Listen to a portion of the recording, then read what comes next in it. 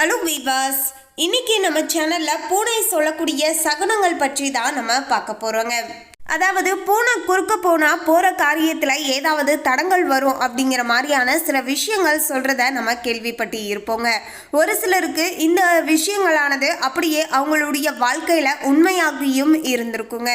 இன்னும் ஒரு சிலருக்கெல்லாம் இதன் மேல பெருசா நம்பிக்கையானது இல்லாமல் இருக்குங்க.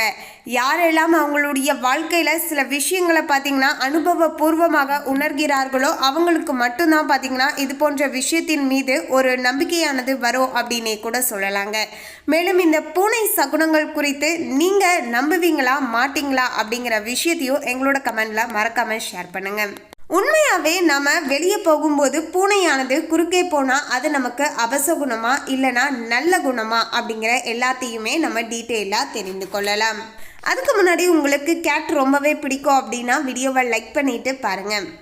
அதுக்கு முன்னாடி இன்னும் நம்ம சேனலை சப்ஸ்கிரைப் பண்ணலன்னா சப்ஸ்கிரைப் பண்ணிடுங்க. அப்படியே பக்கத்தில் இருக்கக்கூடிய பெல் ஐக்கானையும் ப்ரெஸ் பண்ணுங்க. வாங்க வீடியோக்குள்ளே போகலாம்.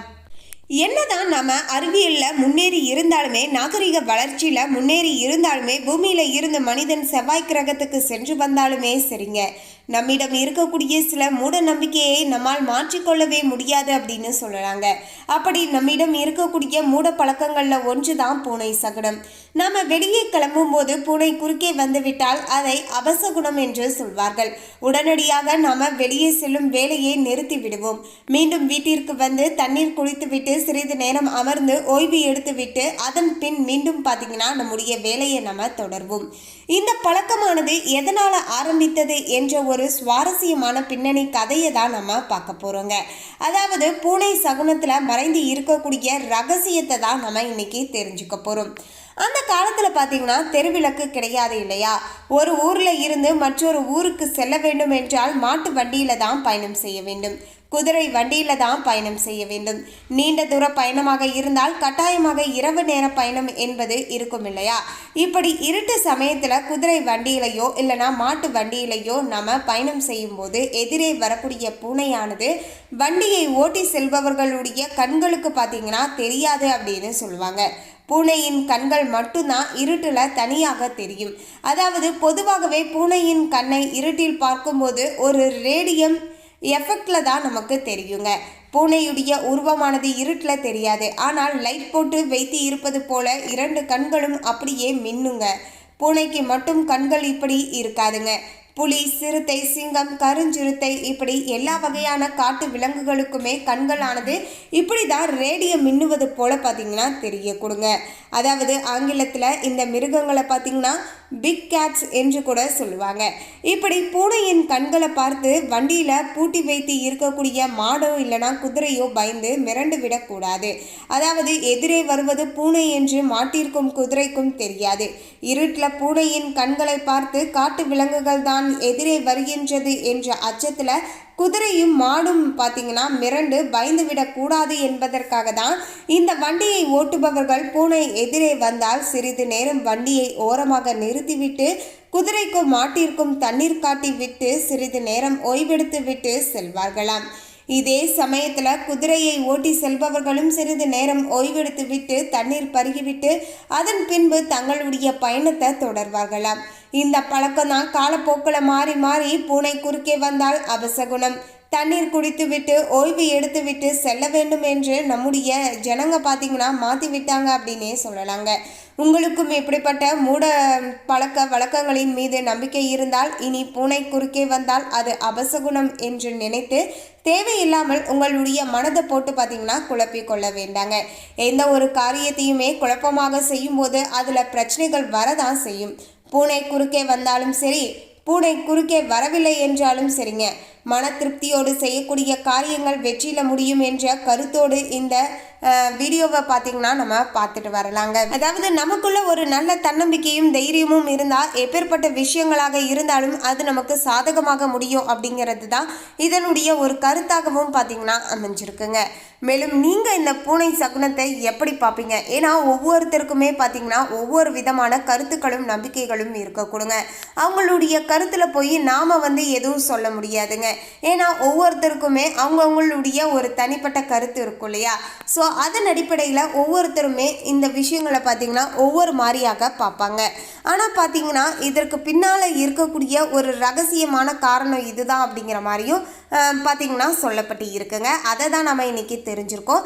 மேலும் உங்களுடைய தனிப்பட்ட கருத்தின் அடிப்படையில் இந்த பூனை சகுனத்தை நீங்கள் எப்படி பார்க்குறீங்க அப்படிங்கிறதையும் எங்களோட கமெண்டில் மறக்காமல் பார்த்திங்கன்னா ஷேர் பண்ணுங்கள். அதாவது பூனை குறுக்க போனால் நீங்கள் அதை பெருசாக எடுத்துப்பீங்களா இல்லைனா கண்டுக்க மாட்டீங்களா அப்படிங்கிறதையும் எங்களோட கமெண்டில் மறக்காமல் ஷேர் பண்ணுங்கள். மேலும் ஜோதிட ரீதியாக பார்க்கும்போது பூனை பார்ப்பது துரதிர்ஷ்டமா அப்படின்னு பார்க்கும்போது பழைய நம்பிக்கைகளின்படி பூனைகள் வீட்டிற்கு எதிர்மறை ஆற்றலை கொண்டு வருகிறது. எனவே தான் வீட்டில் பூனை நல்லதில்லை என்று கூறப்படுகிறது. பூனை இடமிருந்து வளமாக நகர்ந்தால் அது மோசமான அறிகுறி என்று பலர் நினைக்கிறார்கள். அதுவே வளமிருந்து இடமாக நகர்ந்தால் அது மங்களகரமானதாகவும் பார்த்தீங்கன்னா கருதப்படுதுங்க. ஒரு பூனையுடைய அழுகை கூட சாதகமற்றதாகவே கருதப்படுகிறது. இந்தியா உட்பட பல நாடுகள் பூனைகள் அசுபமாகவே கருதப்பட்டு வருவதையும் நம்ம பார்த்துட்டு இருக்கோங்க. மேலும் பழங்காலத்துல மக்கள் காடு வழியாக செல்லும் போது ஒரு பூனை அவர்களின் வழியை கடந்து காட்டு விலங்கை பின்தொடரும் என்று நம்பப்படுகிறது. பூனைகள் இரவில் வேட்டையாடும் என்று நம்பப்படுதுங்க. அதனால தான் பூனைகளின் கண்கள் இரவில் ஒளிரும். குதிரைகள், காளைகள், பறவைகள் போன்ற விலங்குகள் இரவில் பூனையின் கண்களை கண்டு பயப்படுமாங்க. ஸோ பூனைகள் பார்த்திங்கன்னா எப்போதுமே துரதிருஷ்டவசமாகவே கருதப்படுகிறது. அதிலுமே கருப்பு பூனை குறுக்கே வந்தால் உடனடியாக வாகனத்தையே நிறுத்திவிடக்கூடிய பழக்கமும் பார்த்திங்கன்னா நம்மவர்கள்ட்டேயே அதிகமாக காணப்படுது அப்படிங்கிற மாதிரியான சில விஷயங்களையும் பார்த்திங்கன்னா சொல்லலாங்க. ஸோ இப்படி பூனை குறித்து இரு வேறுபட்ட கருத்துக்களுமே பார்த்திங்கன்னா இருக்குங்க. ஒரு பக்கம் பூனை பெருசாக அபசகுணம்லாம் எதுவும் கிடையாது அப்படின்னு சொன்னாலுமே இன்னொரு பக்கம் பார்த்திங்கன்னா பூனை அப்படிங்கிறது அபசகுணம் தான். அதாவது சில நேரங்களில் பார்த்திங்கன்னா வளமிருந்து இடமாக போகும்போது நல்லது, இடமிருந்து வளமாக வரும்போது அது நமக்கு பார்த்திங்கன்னா கெட்டதாக இருக்கும். அப்போது நம்ம ஜாக்கிரதையாக இருக்கணும் அப்படிங்கிற மாதிரியான சில விஷயங்களும் பார்த்திங்கன்னா சொல்லப்பட்டு இருக்குங்க. அதாவது பூனையானது இடப்புற பாதையை மறைத்து வடப்பக்கமாக போவது தான் பொதுவாகவே அபசகுணமாக பார்க்கப்படுது. மற்ற சந்தர்ப்பங்களில் பூனை குறுக்கே வருவது தீங்கானதாக கருதப்படுவது கிடையாது. பூனையுடைய 6வது உணர்வு ஒரு நாயைப் போலவே இருக்கிறது என்று நம்பப்படுகிறது. எனவே தான் எதிர்கால நிகழ்வுகளை அது முன்னதாகவே அறிந்து கொள்கிறது என்றும் நம்பப்படுகிறது. மேலும் தந்திரம் மற்றும் மந்திர சாஸ்திரத்தில் பூனை ஒரு முக்கியமான உயிரினமாகவே கருதப்படுகிறது. பூனை வீட்டிற்குள் அழ ஆரம்பித்தால் ஏதேனும் அசம்பாவிதங்களானது நடக்கக்கூடும் என்று நம்பப்படுகிறது.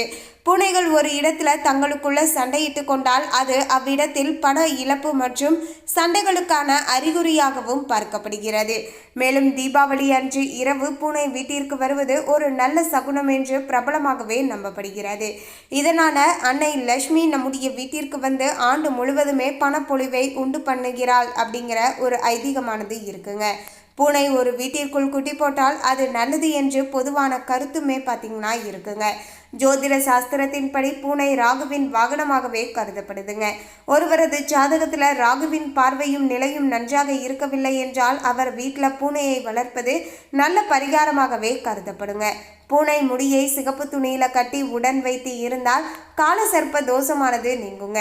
இது தவிர கண் திருஷ்டி, பில்லி சூனியம் இது எல்லாமே பார்த்திங்கன்னா நீங்க ஆரம்பிக்கும் அப்படிங்கிற ஒரு ஐதீகமானது இருக்குங்க.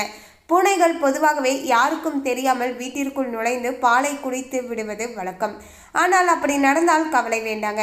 இது உங்களுடைய பண வருவாய்க்கான அறிகுறி அப்படின்னே சொல்லலாங்க. நீங்கள் ஏதேனும் ஒரு நல்ல பணிக்கு செல்லும் போது பூனை ஒரு இறைச்சியை வாயில் சுமந்து செல்வதை கண்டால் நீங்கள் கடவுளுக்கு நன்றி சொல்ல வேண்டும். நீங்கள் செல்லும் வேலையில் கண்டிப்பாக வெற்றியை காணப்போகிறீர்கள் என்றே அர்த்தமாகுங்க. எனவே இப்படி பூனை குறித்து வேறு விதமான கருத்துக்களானது சொல்லப்படுவது உண்டுங்க. அதாவது சில ஜோதிட சம்பிரதாய ரீதியாக பார்க்கும்போது சில நேரங்களில் பூனையானது நல்ல சகுனம் என்று சொன்னாலுமே சில நேரங்கள் பார்த்திங்கன்னா அபசகுணம் என்றும் சொல்லப்படுகிறது. மேலும் இன்னொரு பக்கம் பார்த்திங்கன்னா இது போன்ற பூனையுடைய சகுனமே கிடையாது.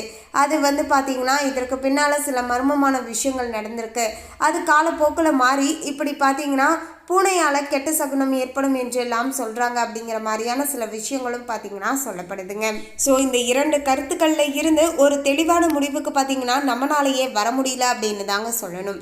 மேலும் அவங்களுடைய வாழ்க்கையில் அவங்க எக்ஸ்பீரியன்ஸ் பண்ணியிருந்த வகையில் பார்த்திங்கன்னா பூனையானது அபசகுணமா இல்லைனா நல்லதா அப்படிங்கிற உங்களுடைய தனிப்பட்ட கருத்து என்ன அப்படிங்கிறதையும் எங்களோட கமெண்ட்ல மறக்காம ஷேர் பண்ணுங்க. மேலும் இந்த தகவலை பற்றிய உங்களுடைய கருத்தை கமெண்ட்ல பதிவு பண்ணுங்க. இந்த தகவல் உங்களுக்கு பிடிச்சிருந்தா லைக் பண்ணுங்க, ஷேர் பண்ணுங்க. இது போன்ற சுவாரஸ்யமான தகவலை தெரிந்து கொள்ள சேனலை சப்ஸ்கிரைப் பண்ணுங்க. தேங்க்யூ.